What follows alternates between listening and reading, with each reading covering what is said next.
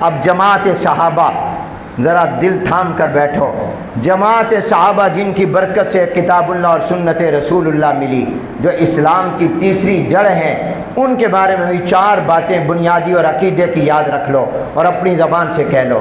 پہلا عقیدہ صحابہ کے بارے میں، ہر صحابی پکا مومن اور جنتی ہے۔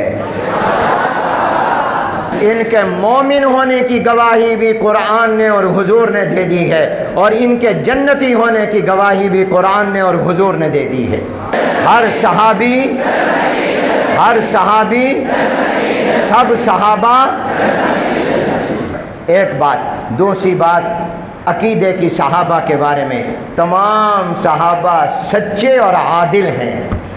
تمام صحابہ، حضور علیہ السلام نے فرمایا الصحابۃ کلھم عدول۔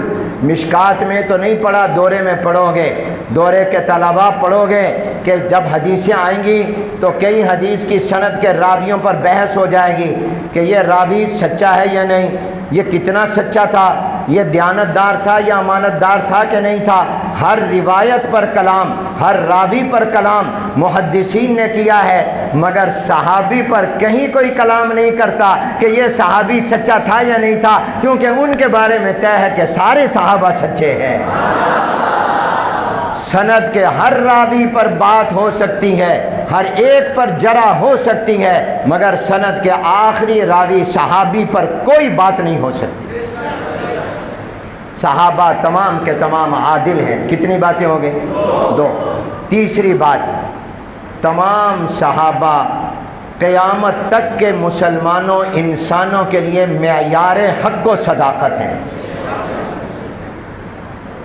جس کا بھی ایمان صحابہ کی طرح ہوگا، جن کے عقیدے صحابہ کے عقیدوں کی طرح ہوں گے، اعمال عبادتیں صحابہ کے اعمال کی طرح ہوں گے، وہ معتبر ہوں گے، ورنہ نہیں۔ قرآن میں اللہ نے کہا فَإِنْ آمَنُوا بِمِثْلِ مَا آمَنْتُمْ بِهِ فَقَدِ اهْتَدَوْا۔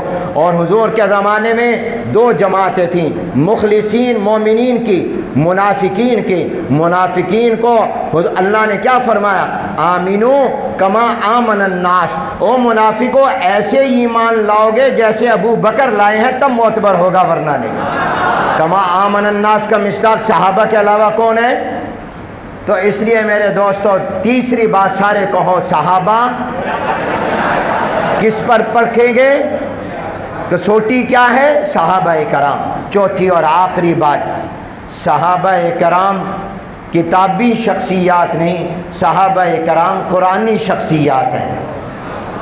صحابہ کرام کو کسی مورخ کی تاریخ کی کتاب پر نہیں پرکھیں گے کہ یہ صحابی کیسا تھا، بلکہ صحابہ کو پرکھیں گے تو قرآن پر پرکھیں گے۔ صحابی کے لیے پرکھنے کا معیار اللہ کا قرآن اور محمد عربی کا فرمان ہے۔ صحابہ کی عظمت سمجھنے تو قرآن کو سمجھو، قرآن کو دیکھو۔ قرآن اولئک حزب اللہ کن کو کہہ رہا ہے؟ کیا اس زمانے میں صحابہ کے علاوہ کوئی حزب اللہ تھا؟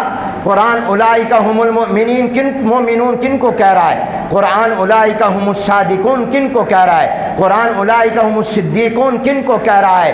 قرآن کریم اولئک هم المفلحون کن کو کہہ رہا ہے؟ کیا ان کا مصداق صحابہ کے علاوہ قرآن کے نازل ہونے کے زمانے میں کوئی اور تھا؟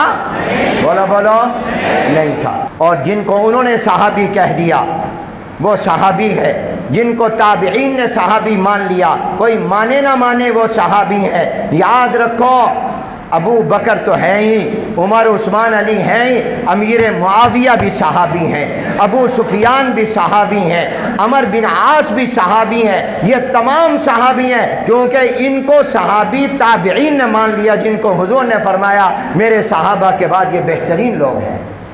تو اس لیے 4 باتیں صحابہ کے بارے میں زبان سے دوبارہ دوہرا لو۔ نمبر 1، ہر صحابی مومن جنتی۔ نمبر 2، تمام صحابہ سچے اور عادل۔ نمبر 3، صحابہ معیار حق و صداقت۔ نمبر 4، صحابہ قرآن کی شخصیات ہیں۔